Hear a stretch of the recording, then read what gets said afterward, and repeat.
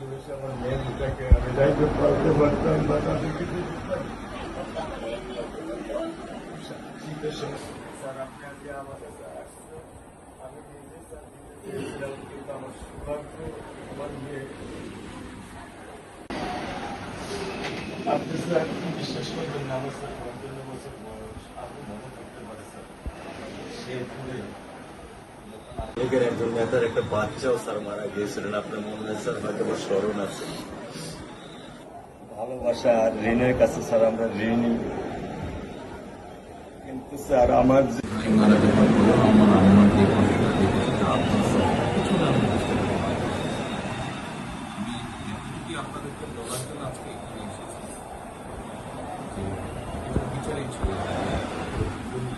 অনেক কথা বলতে পারি কথা আমি বলছি ইনশাল্লাহ এতটুকু বিশ্বাস রাখেন যে আল্লাহ বিচার আপনারাই দেখবেন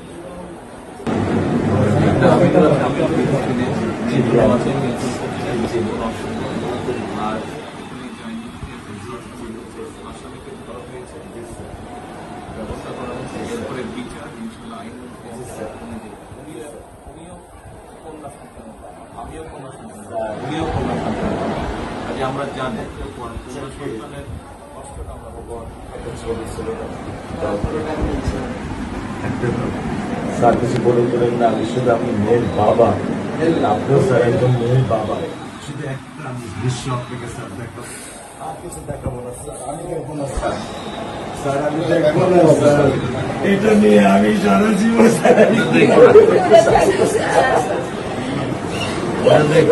আমি কি করে যাবেন সারা জীবন এই দৃশ্য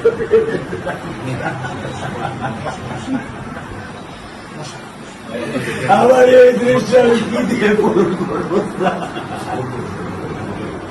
আমার মেয়ে শুক্রবারে নামাজ মসজিদে নামাজ পড়ে আমি